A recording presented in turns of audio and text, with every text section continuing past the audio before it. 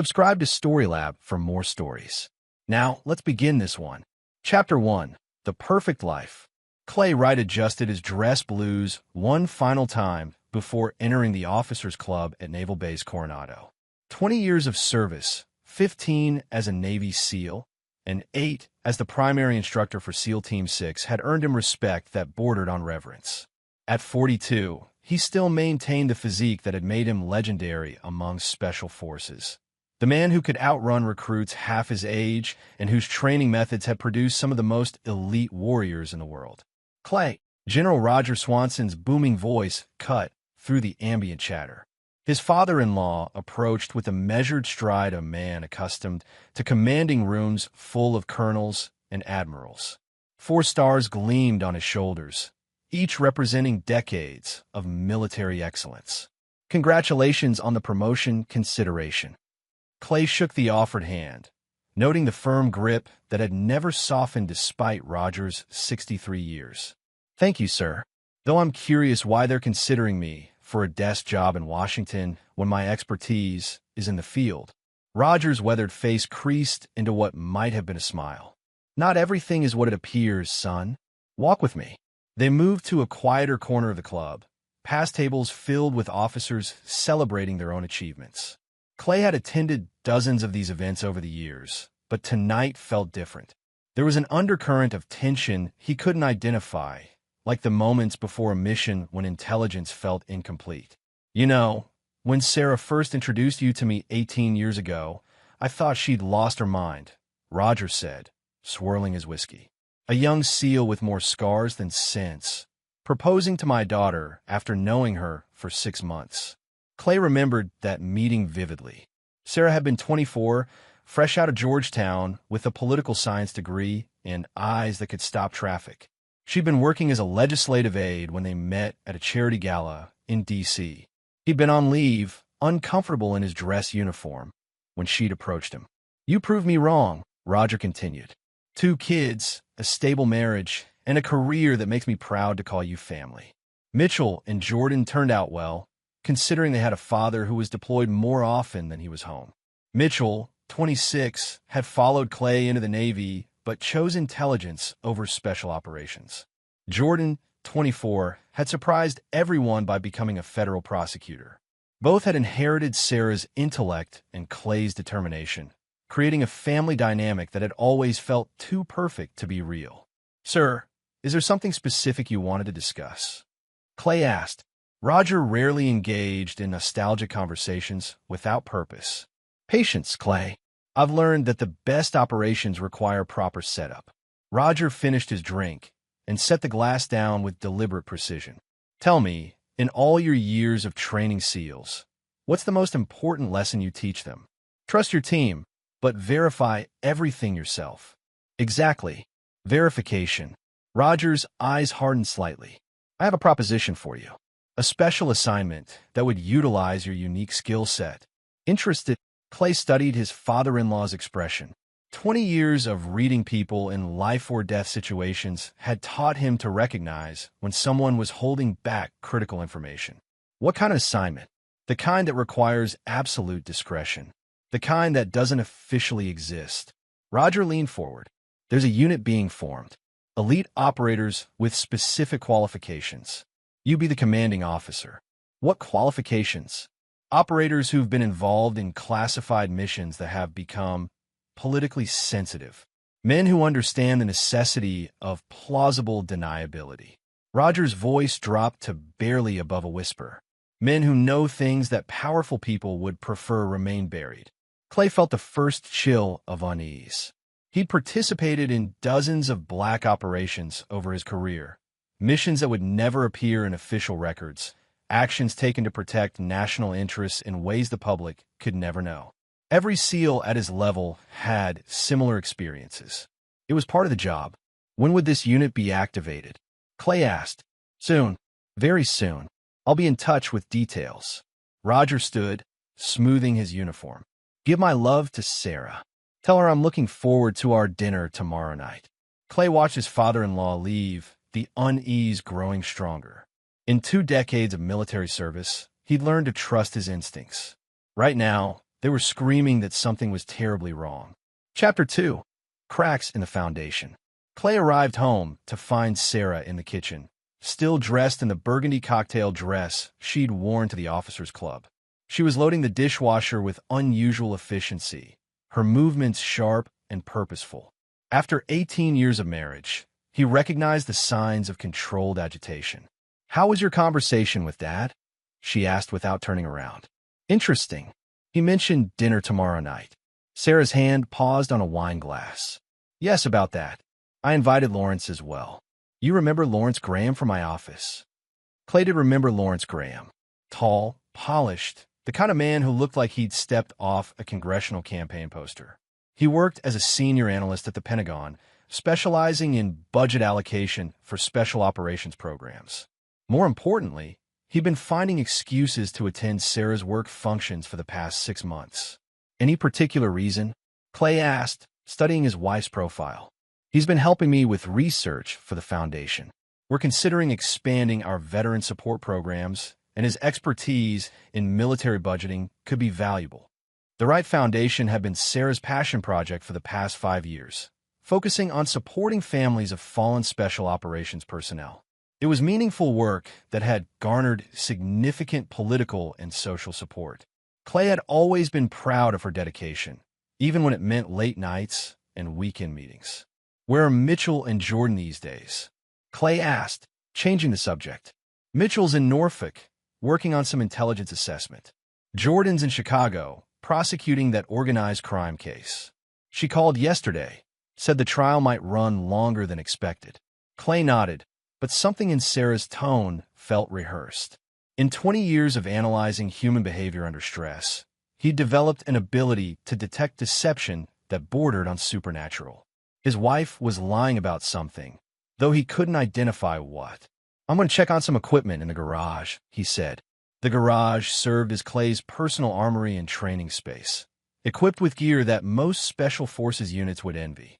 He'd spent years accumulating weapons, surveillance equipment, and tactical gear that officially didn't exist. It was a habit born from missions where official support might evaporate without warning. As he cleaned his primary sidearm, a customized 6-hour P226 that had accompanied him through countless operations, Clay's phone buzzed with a text message from an unknown number, the warehouse on Pier 47. "Tomorrow, 2,100 hours. Come alone. Art.S. Roger Swanson."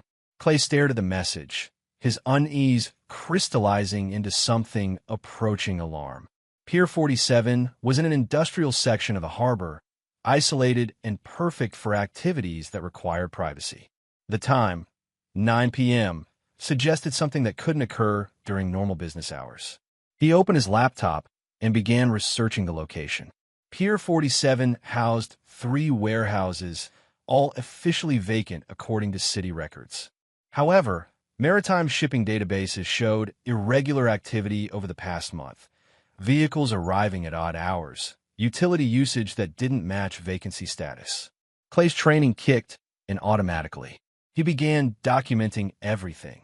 The text message, the warehouse information, Roger's behavior at the officers' club, Sarah's unusual demeanor. Pattern recognition was fundamental to SEAL operations, and patterns were emerging that suggested a threat he couldn't yet define. His phone rang. The caller ID showed Jordan's number. "Hey, Dad. Jordan, how's the trial going? Actually, that's why I'm calling. I need to ask you something, and I need you to be completely honest with me." Clay's grip tightened on the phone. "What is it? Have you ever been involved in any operations that weren't officially sanctioned? Anything that might have violated international law?" The question hit Clay like a physical blow. His daughter was a federal prosecutor with security clearance high enough to access classified information. She wouldn't ask such a question casually. "Why are you asking?"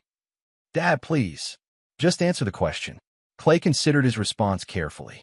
The truth was that every elite Special Forces operator had participated in missions that existed in legal gray areas. Protecting national security sometimes required actions that couldn't survive public scrutiny. "Jordan, I can't discuss classified operations, even with you." "I was afraid you'd say that." Her voice carried a weight that suggested she was carrying information she didn't want to possess. "Dad, be careful. Please. I can't say more, but be very careful who you trust right now." The line went dead. Clay stared at his phone, pieces of a puzzle beginning to form in his mind. Roger's sudden interest in a special unit for operators who knew sensitive information. Sarah's unusual behavior and her growing relationship with Lawrence Graham. Jordan's warning and her knowledge of classified operations that should be beyond her clearance level. He was being set up. The realization brought a cold clarity that Clay hadn't experienced since his last combat deployment. Someone, possibly multiple people he trusted, was planning his elimination. The warehouse meeting wasn't a briefing for a new assignment. It was likely his execution. Clay Wright had survived 20 years in special operations by being paranoid, prepared, and absolutely ruthless when necessary. Tomorrow night, those skills will be put to their ultimate test. Chapter 3. The Trap Springs. Clay arrived at Pier 47 30 minutes early, having spent the afternoon conducting reconnaissance of the entire area. The warehouse district was exactly as isolated as he'd expected. No foot traffic, minimal security lighting, and multiple escape routes for anyone who knew how to navigate industrial environments. He'd equipped himself appropriately. Ceramic body armor beneath his jacket, his primary and backup sidearms, tactical knife, and a small explosive device he'd assembled from training materials. Most importantly, he carried a tiny wireless camera that would broadcast to a secure server he'd established earlier that day. The warehouse Roger had specified sat at the end of the pier, its loading docks facing the water. Clay positioned himself in an abandoned crane operator's booth with clear sight lines to all approaches. Through his night vision scope, he watched vehicles arrive with military precision.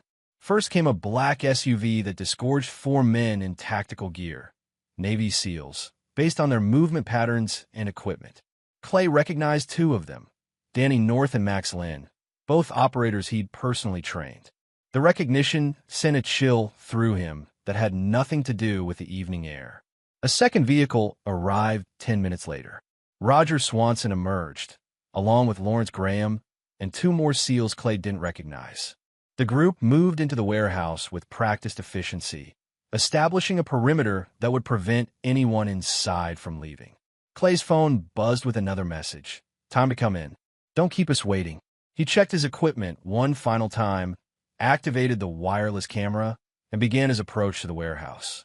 Every instinct screamed at him to abort, but he needed to understand the full scope of the betrayal. Knowledge was survival in his world. The warehouse's main entrance stood open, lights spilling into the industrial darkness. Clay stepped through the doorway to find exactly what Jordan's warning had prepared him for, an execution chamber disguised as a briefing room. 20 Navy SEALs stood in formation, their faces grim and professional. Clay recognized every one of them, operators he'd trained, mentored, and led through missions that had forged bonds he believed were unbreakable. At the center of the group stood Roger Swanson, Lawrence Graham, and a woman Clay had never seen before. "Ah, Clay, right on time." Roger's voice carried the authority of decades in command. "I believe you know most of the men here." Clay scanned the faces, noting the mix of expressions. Some showed discomfort, others resignation. A few displayed what might have been guilt. None showed surprise at his presence, confirming that they'd all been briefed on what was about to occur. "What's this about, Roger?" "This is about cleaning up loose ends," Roger replied, moving to stand behind a table that held files Clay recognized as classified operation records. "Over the past 20 years, you've participated in 17 missions that officially never happened. Missions that involved actions that could be considered war crimes if they became public knowledge." Lawrence Graham stepped forward, his political smile replaced by something harder. "The current administration is conducting a comprehensive review of special operations activities. They're particularly interested in operations that might embarrass our allies or provide ammunition for our enemies." Clay felt the trap closing around him, but kept his expression neutral. "And you think I'm a liability?" "We know you are," the unknown woman said, speaking for the first time. Her voice carried a slight accent Clay couldn't place. "My name is Elena Vasquez. I represent certain interests that would prefer these operations remain permanently classified. Roger opened one of the files. Operation Nightshade, 2018. You led a team into sovereign territory to eliminate a target that threatened arms deals worth $3 billion. The target was a journalist. Operation Darkwater, 2019. Lawrence continued, reading from another file. You personally executed 6 civilians to maintain operational security during an extraction mission. Clay realized they were building a case for his elimination by listing operations that had been officially sanctioned at the highest levels. The truth didn't matter. What mattered was creating justification for the men in this room to participate in his murder. Every mission I conducted was authorized by the appropriate command structure, Clay said. Authorization that can be denied by people who are now dead or who have reasons to forget they ever existed, Elena replied. You've become what we call a knowledge liability. You know too much, and you represent too great a risk to people who matter more than you do. Roger gestured to the assembled SEALs. These men have been briefed on the situation. They understand that sometimes protecting the greater good requires difficult decisions. Clay looked again at the faces of men he'd trained to be the finest warriors in the world. Danny North couldn't meet his eyes. Max Lynn's jaw was clenched tight enough to crack teeth. Others showed varying degrees of discomfort, but none showed rebellion. There's one more thing, Clay, Roger said, his voice carrying a note of satisfaction. Sarah and I decided it would be appropriate for her to witness this. She needs to understand the kind of man she married. A section of the warehouse wall, which Clay now realized was one-way glass, illuminated to reveal an observation deck. Sarah stood behind the glass, her face a mask of cold indifference. Beside her stood Mitchell and Jordan, both in military dress uniforms. The betrayal was complete. His wife, his children, his father-in-law, and the men he'd trained had all conspired to eliminate him. Clay Wright, the man who had dedicated his life to protecting others, had been marked for death by everyone he trusted. Roger nodded to someone outside Clay's line of sight. The warehouse's loading doors began closing with hydraulic precision, sealing off all exits. Vents in the ceiling opened, and Clay could hear the hiss of gas beginning to flood the enclosed space. I'm sorry it has to end this way, Roger said, moving toward a door that would lead to the observation deck. But some sacrifices are necessary for the greater good. Clay watched his family and his protege disappear through the door, leaving him alone with 20 of the deadliest operators in the world and a rapidly filling cloud of gas that would kill them all in minutes. That's when Clay Wright smiled for the first time in months. There's just one thing you all forgot, he said, his voice carrying clearly through the warehouse as the gas thickened around them. The SEALs shifted uneasily, their training warring with the reality of their situation. I'm the man who trained every single one of you. Chapter 4. The hunter becomes the prey. The gas filling the warehouse was chlorine-based, designed to kill quickly and leave minimal forensic evidence. Clay had encountered similar compounds during his training for chemical warfare scenarios. Most importantly, he knew that the standard-issue gas masks these SEALs carried would provide only limited protection against this specific compound. Clay, however, had come prepared. The device he'd planted outside the warehouse wasn't an explosive. It was an electromagnetic pulse generator he'd constructed using techniques learned during a classified mission in Eastern Europe. When he triggered it remotely, the EMP disabled the electronic locks on the loading doors and shut down the gas dispersal system. In the confusion that followed, Clay moved like the predator he'd been trained to be. Danny North was closest, his attention focused on the malfunctioning gas system. Clay struck him in the throat with surgical precision, a blow that would incapacitate without permanent damage. As Danny collapsed, Clay acquired his tactical vest and gas mask in one fluid motion. He's making a move, Max Lynn shouted, bringing his weapon to bear. But Clay had already disappeared into the artificial fog created by the disrupted gas system. 20 years of training SEALs had taught him every technique they would use to hunt him, because he had developed most of those techniques himself. The warehouse became a maze of shadows and lethal confusion. Clay moved between shipping containers and industrial equipment, using his superior knowledge of their training to stay ahead of their search patterns. More importantly, he began turning their own methods against them. He emerged from the fog behind two SEALs who were moving in standard formation. A sleeper hold dropped the first. A nerve strike paralyzed the second's weapon arm long enough for Clay to disarm him. Neither man died, but both were effectively removed from the hunt. "This is wrong," one of the remaining SEALs shouted. "He's not fighting to kill us. He should be."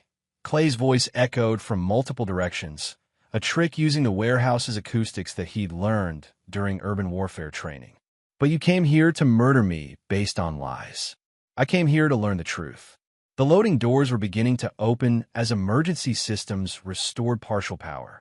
Clay could see Roger Swanson and Lawrence Graham in the observation deck, their expressions shifting from confidence to concern as they realized their trap had failed. Clay moved to a position beneath the observation deck and activated the wireless camera he'd planted. His voice carried through the warehouse's intercom system, another system he'd studied during his reconnaissance. "Everyone in this room needs to understand what's really happening here," Clay announced. "You've been told I'm a liability because of classified operations. But look at who's giving you those orders."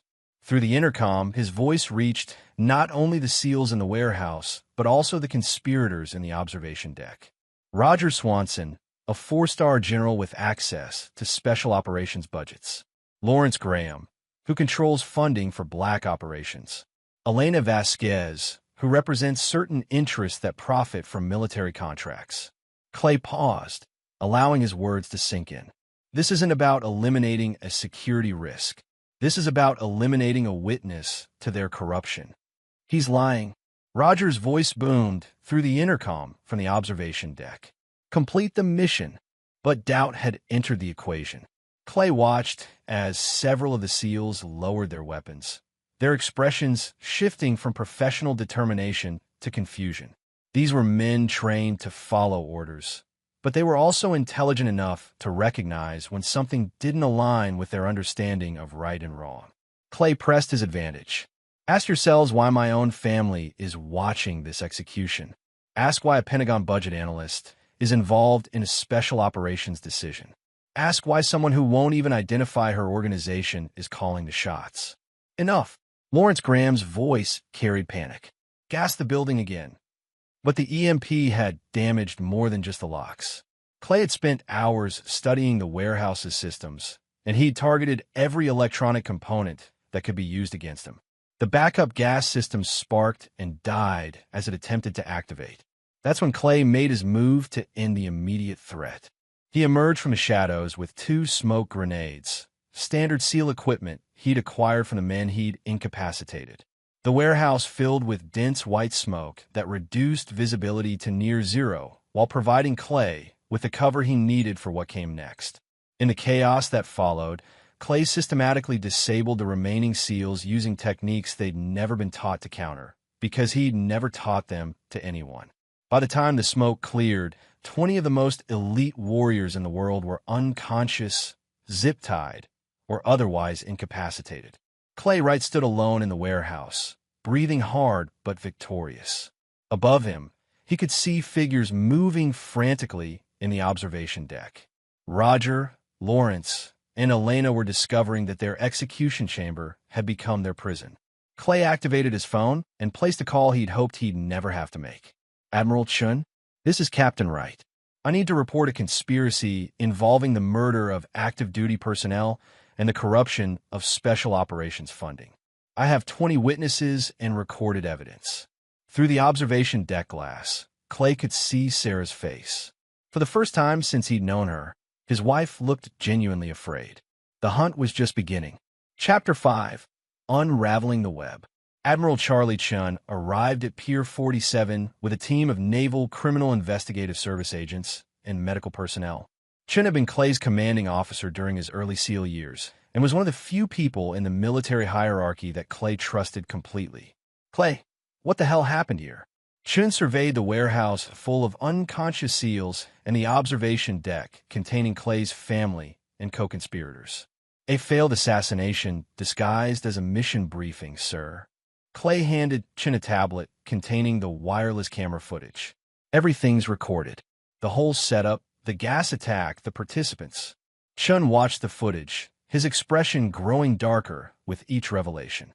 Roger Swanson's involvement makes this a national security issue. We'll need to handle this through special channels.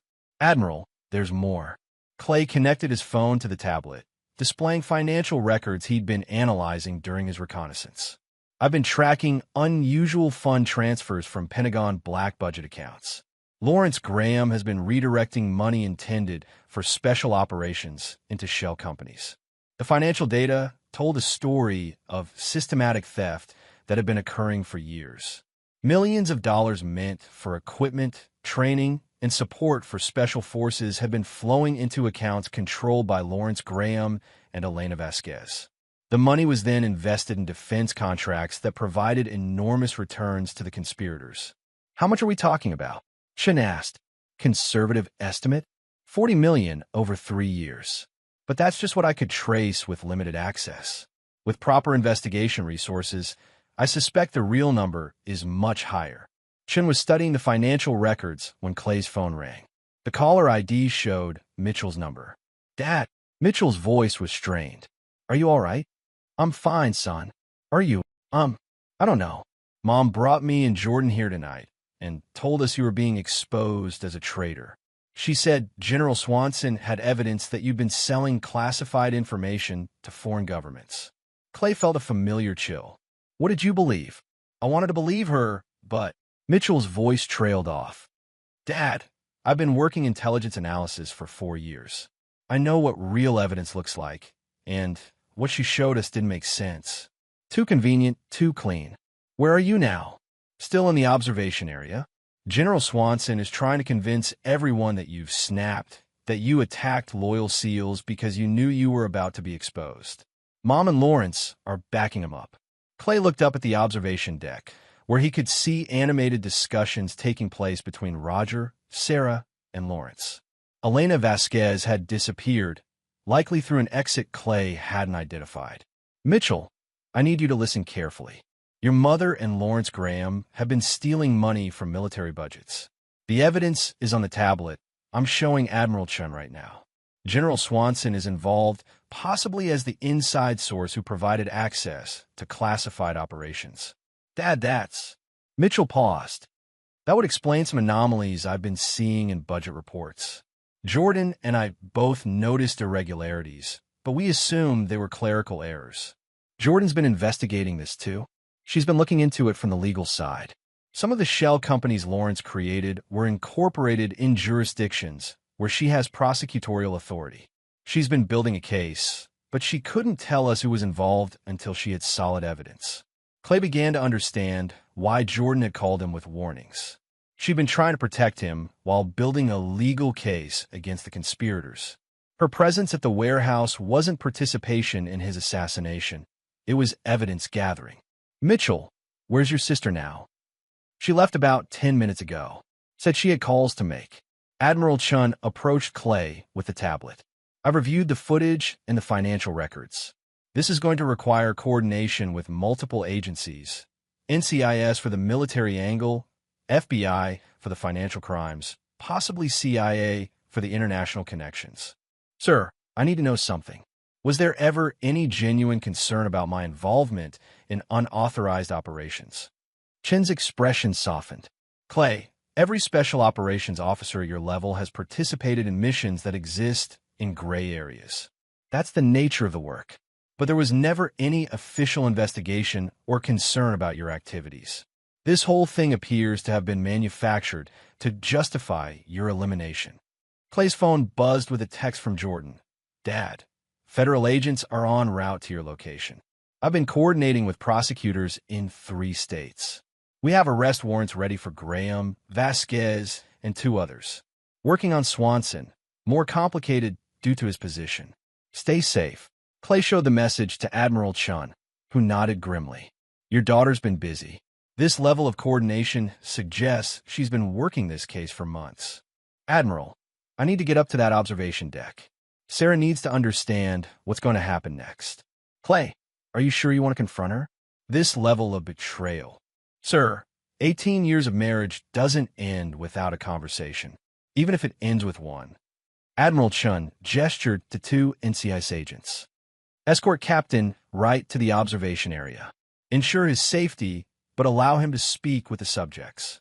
Clay climbed the stairs to the observation deck with a clarity of purpose he hadn't felt in months.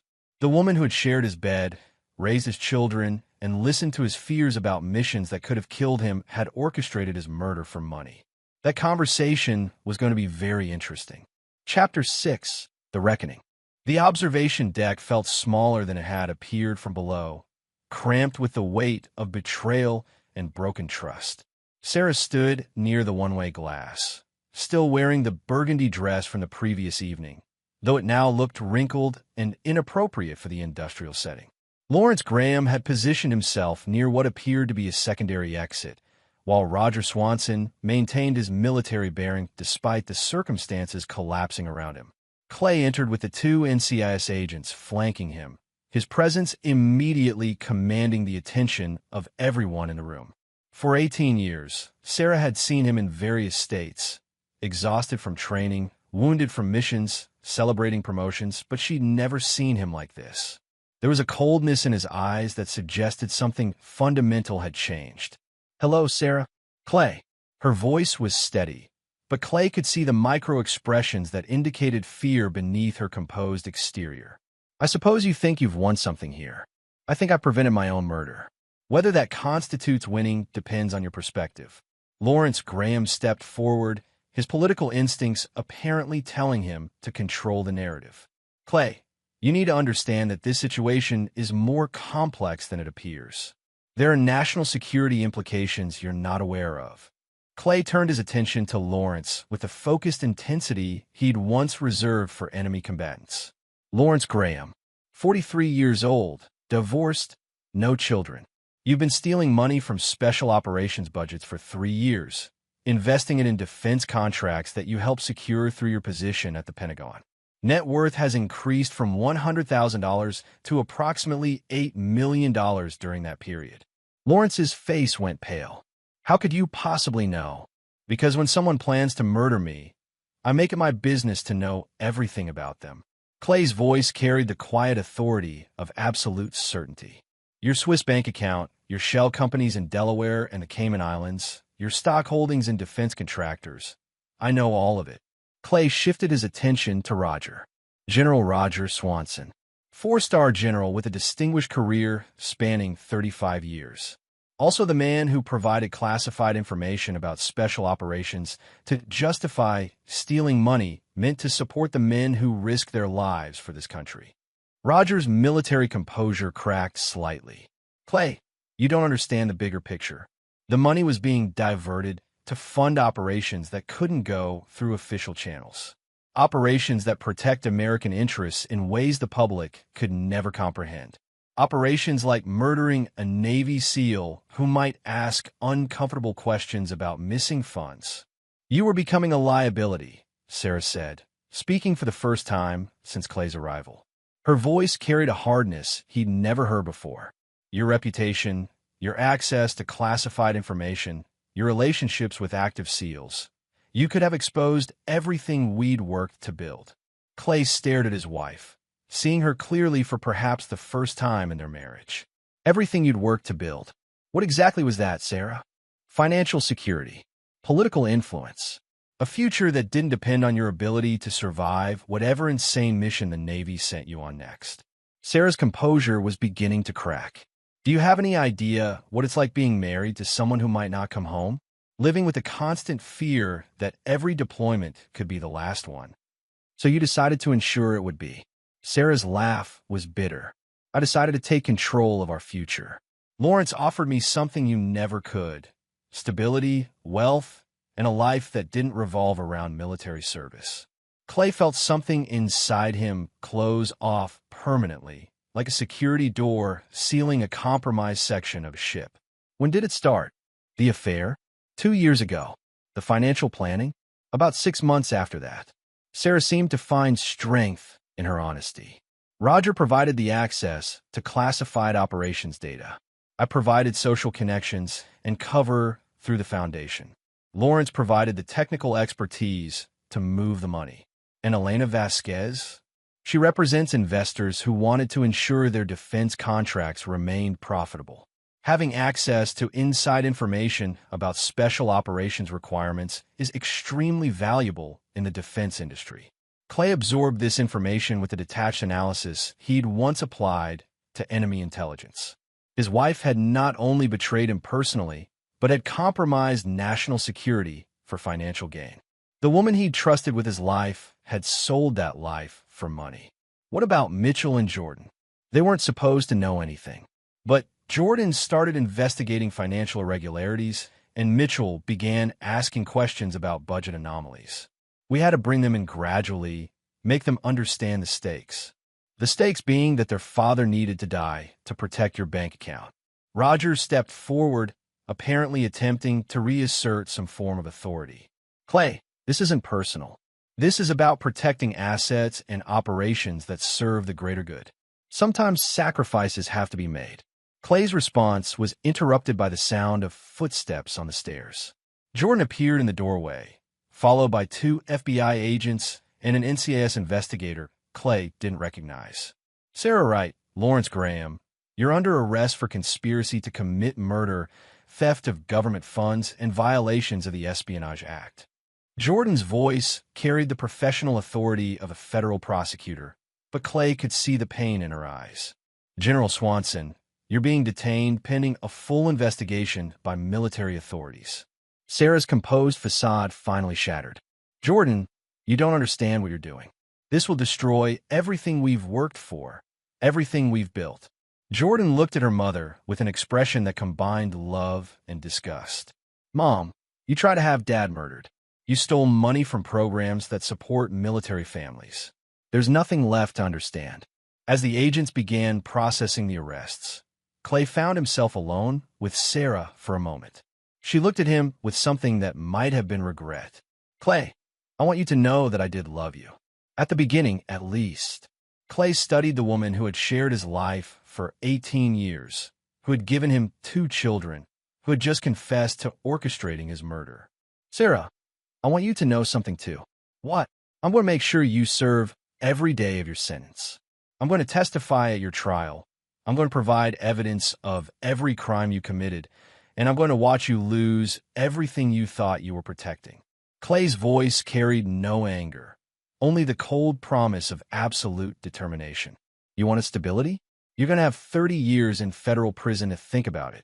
Sarah was led away in handcuffs, followed by Lawrence and then Roger. The observation deck emptied until only Clay, Jordan, and Mitchell remained. Dad, Mitchell said quietly, I'm sorry. We should have seen this, should have warned you. Clay looked at his children, both adults now, both having chosen to stand with justice rather than family loyalty when the choice became necessary. You did warn me, both of you. That's why I survived. Jordan approached her father hesitantly. What happens now? Clay Wright, the man who had just survived betrayal by everyone he trusted most in the world, smiled at his children, the only family he had left. Now we rebuild, and we make sure something like this never happens again. Chapter 7. The Network Exposed. 3 weeks after the warehouse incident, Clay Wright sat in a secure conference room at Naval Base Coronado, surrounded by investigators from multiple agencies. The scope of the conspiracy had expanded far beyond what anyone had initially imagined. Captain Wright, we need to discuss Elena Vasquez, FBI Special Agent Troy Fry said, sliding a thick file across the table. She didn't disappear after the warehouse. She's been very busy. Clay opened the file to find surveillance photographs, financial records, and communication intercepts that painted a picture of international espionage disguised as defense contracting. Elena Vasquez wasn't just representing certain interests. She was a foreign intelligence operative who had been systematically compromising American special operations for 3 years. She's Russian SVR, Agent Fry continued. Her real name is Elena Petrov. The shell companies Lawrence Graham created weren't just for money laundering. They were funneling classified information about American special operations to Russian intelligence. Admiral Chun leaned forward from his position at the head of the table. Clay, this means every mission you've been involved in for the past 3 years has potentially been compromised. Every SEAL you've trained, every operation you've planned, the Russians may have had advanced intelligence. The implications hit Clay like a physical blow. 3 years of compromised operations meant American lives had been at risk because his wife's greed had opened a channel to enemy intelligence. How many missions had failed because the enemy knew they were coming? How many operators had died because Elena Petrov had access to their plans? There's more, Agent Fry said grimly. We've identified at least 12 other military personnel who were approached by this network. Some took money and provided information. Others, like you, were marked for elimination because they couldn't be compromised. Clay studied the list of names. Some are officers he'd worked with, others were SEALs he'd trained. All had been targeted by a network that had wormed its way into every level of Special Operations Command structure. Agent Fry, where's Elena Vasquez now? We don't know. She disappeared from the warehouse that night and hasn't surfaced since. However, we believe she's still in the country, trying to extract other assets before returning to Russia. Admiral Chun pulled out another file. Clay, there's something else you need to know. Sarah's foundation, the one that was supposed to support families of fallen operators, was being used as a front for money laundering. Families who should have received support were denied assistance, while the money was diverted to fund Elena's intelligence operations. Clay felt a cold rage building in his chest. It was one thing to betray him personally, but using a foundation meant to help military families as cover for espionage crossed a line that demanded consequences beyond prison sentences. Admiral, I want to volunteer for the operation to locate Elena Vasquez. Clay, you're personally compromised in this situation. Protocol requires the most qualified operator for the mission, sir. I know her methods, I know her network, and I have personal motivation to see this through. Clay's voice carried the quiet authority that had made him one of the most respected SEALs in the service. More importantly, she knows me. She'll expect me to come after her, and that expectation can be used against her. Agent Fry exchanged glances with Admiral Chun. Captain Wright, what are you proposing? Elena Vasquez has been playing a long game, building assets and extracting intelligence over years. But now she's been exposed and is operating in crisis mode. Crisis mode means mistakes, and mistakes create opportunities. Clay stood and moved to a whiteboard, beginning to outline his analysis. She can't leave the country through normal channels because she's now a known intelligence asset. She can't go to ground indefinitely because her handlers in Moscow will expect results. She needs to extract whatever assets she can and find an alternative route out of the country. Clay drew connections between known associates, financial accounts, and operational patterns. She has two priorities: protecting the network she's built and escaping with actionable intelligence. Those priorities create a conflict that we can exploit. How? Admiral Chen asked. We make her choose between them. Force her to either abandon her assets to escape or stay to protect them and risk capture. Clay turned from the whiteboard to face the assembled investigators. But we need to offer her something irresistible, intelligence that's valuable enough to make her take the risk. Agent Fry was studying Clay's diagram. What kind of intelligence? Clay smiled, and it wasn't a pleasant expression. Information about a special operations unit being formed to hunt down foreign intelligence assets operating on American soil. A unit commanded by a Navy SEAL with intimate knowledge of Russian methods and personal motivation to succeed. You want to use yourself as bait.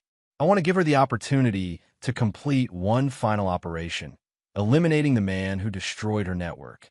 Elena Vasquez is a professional, but she's also human. The chance to personally resolve the threat I represent will be impossible for her to resist. Admiral Chun considered the proposal. Clay, if this goes wrong, you could end up dead for real this time.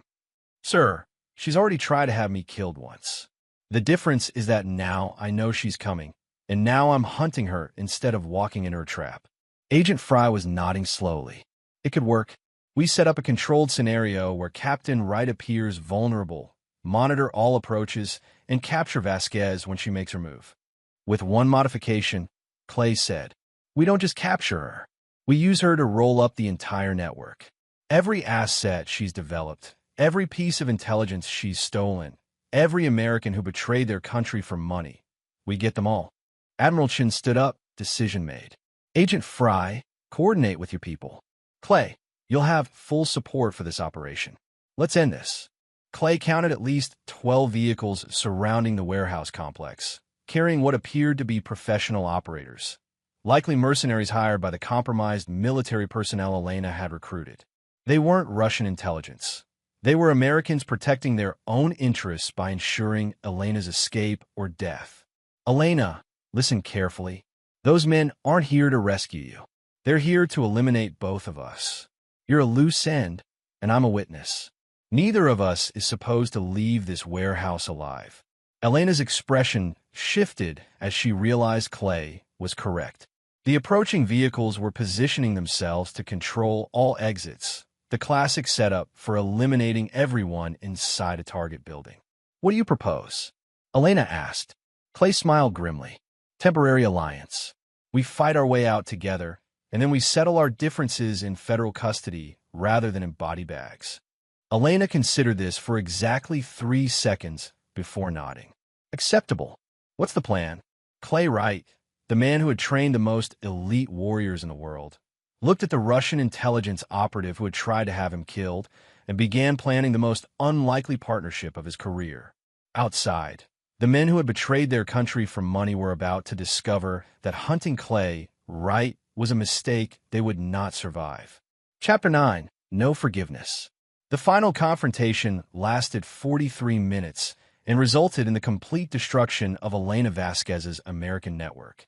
Clay Wright and Elena Petrov fought their way out of the warehouse complex together, using tactics that combined American special operations expertise with Russian intelligence training. By the time FBI support teams arrived, 12 mercenaries were dead and Elena was in Clay's custody. 6 months later, Clay sat in a federal courthouse in San Diego, listening to his wife's sentencing hearing.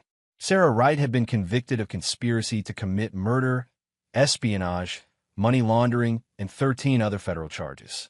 The evidence Clay had provided had been so comprehensive that her defense attorney had recommended pleading guilty to avoid the death penalty. "Mrs. Wright," Judge Gerard Graves said, his voice carrying the weight of 30 years on the federal bench, "your crimes represent a betrayal of trust that strikes at the very foundation of our national security. You use your position as a military spouse to compromise operations that protect American lives.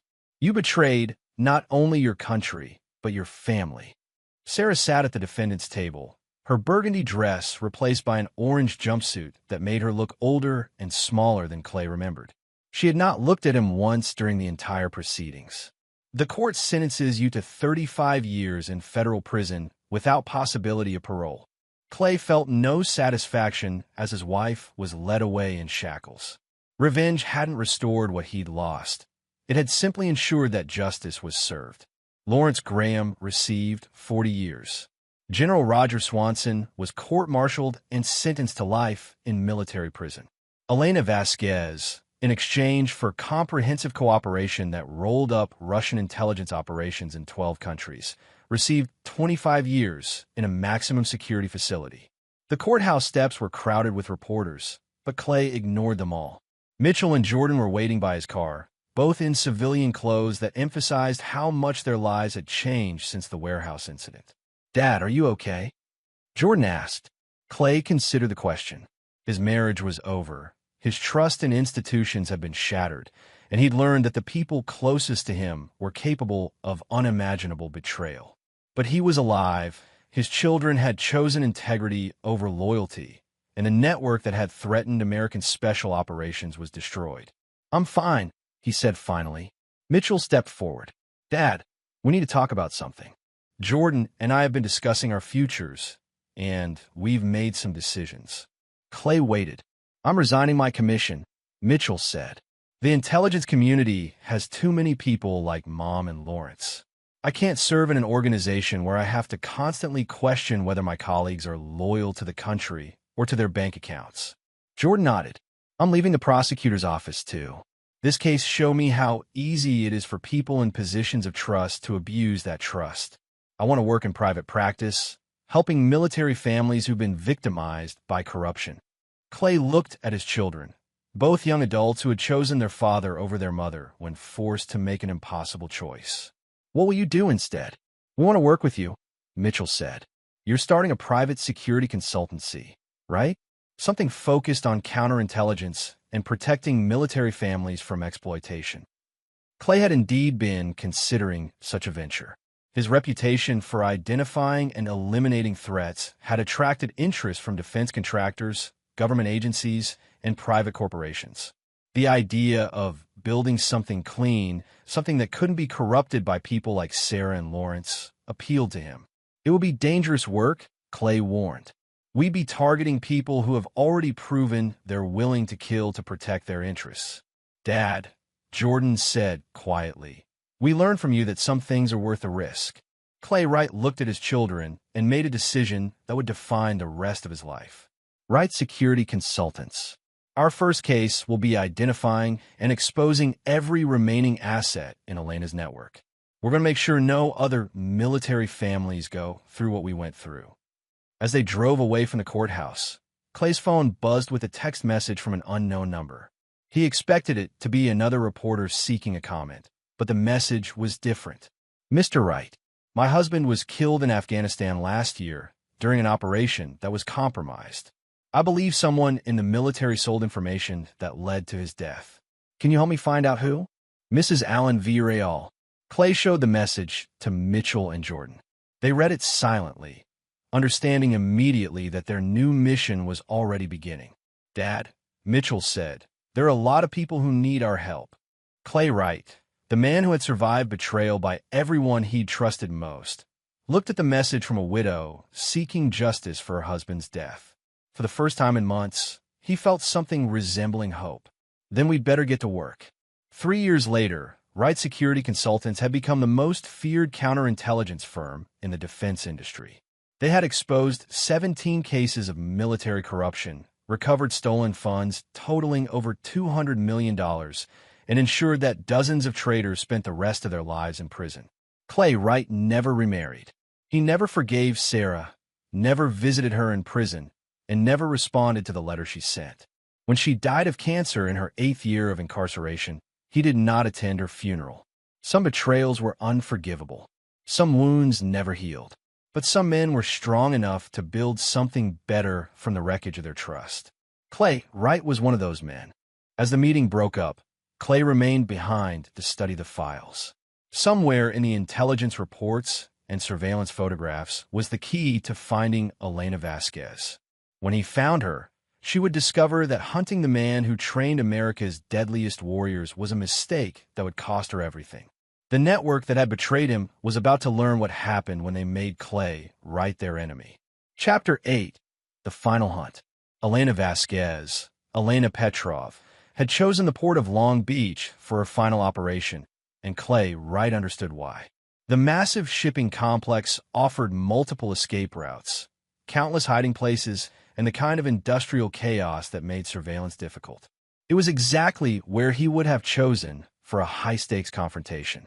Clay positioned himself on the observation deck of a container ship, using night vision equipment to monitor the port facility where Elena had been tracked.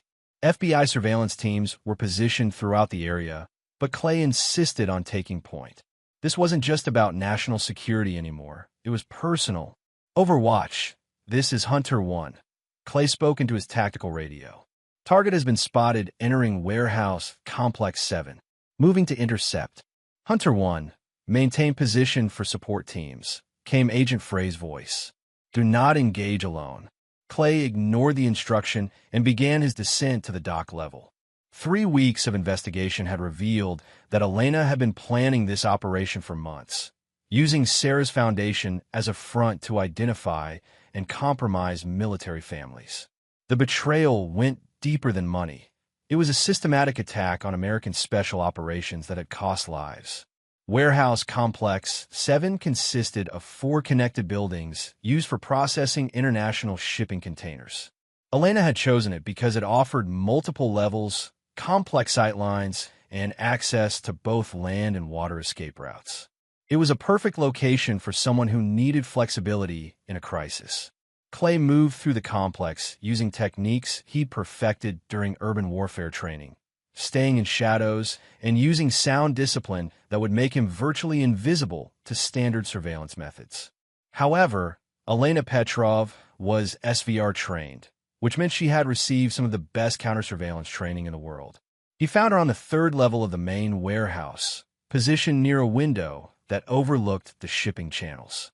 She was dressed in dark tactical clothing and armed with a sniper rifle that could eliminate targets at considerable distance. More importantly, she was focused on the approaches to the warehouse complex, clearly expecting Clay to arrive with backup. "Captain Clay Wright," Elena called out without turning from her rifle scope. "I wondered how long it would take you to find me." "Not long enough for you to escape," Clay replied, using his knowledge of the warehouse acoustics to mask his precise location. Elena finally turned to face him, her weapon trained in his general direction. "You've caused considerable inconvenience for my operation. 3 years of careful development, dozens of assets cultivated, millions of dollars in intelligence value, all destroyed because you couldn't be reasonable. Reasonable about my own murder? Reasonable about the bigger picture. Your country's military adventures around the world create opportunities for those wise enough to profit from them." Sarah understood this. Lawrence understood this. Even your father-in-law understood the financial realities of modern warfare. Clay began moving closer, using shipping containers for cover while maintaining conversational distance. "And the SEALs who died because you compromised their missions? What do they understand?" Elena's expression hardened. "Acceptable losses in a larger conflict. Every intelligence operation requires sacrifices, including sacrificing you." Elena paused, her weapon tracking Clay's movement. "What do you mean?" "Your handlers in Moscow aren't planning to extract you, Elena. You've been burned, and burned assets are disposed of, not rescued." Clay stepped into view, his own weapon trained on her center mass. "The Russians know you've been compromised. They've already written you off." "You're lying." Clay activated a device that projected audio through the warehouse speakers, recorded communications between Elena and her SVR handlers that the NSA had intercepted. The conversations made it clear that Moscow considered her exposure a complete mission failure and had no intention of providing extraction support. Elena's composure cracked as she heard her own handlers discussing her elimination as a security risk. They wouldn't. "Professional intelligence operatives are expendable, Elena. You know that as well as I do." Clay kept his weapon trained on her while continuing to close distance. "But you have another option." "What option?" "Cooperation. Complete information about your network, every asset you developed, every piece of intelligence you stole. In exchange, you get to live in American prison instead of dying in an American warehouse." Elena was clearly processing her limited options when Clay's tactical radio crackled with an urgent transmission. "Hunter 1, we have multiple hostiles approaching your position." Elena Vasquez was not working alone. Through the warehouse windows, Clay could see vehicles approaching from multiple directions. Elena's extraction wasn't being handled by Moscow. It was being managed by the remaining members of her American network, the assets who knew that her capture would expose them all. "It appears my American friends are more loyal than my Russian handlers," Elena said, her confidence returning. "They understand that my capture would be inconvenient for everyone involved." This is where our story comes to an end. Share your thoughts in the comments section. Thanks for your precious time. If you enjoyed this story, then please make sure you subscribe to this channel. That would help me a lot. Click on the video you see on the screen, and I will see you there.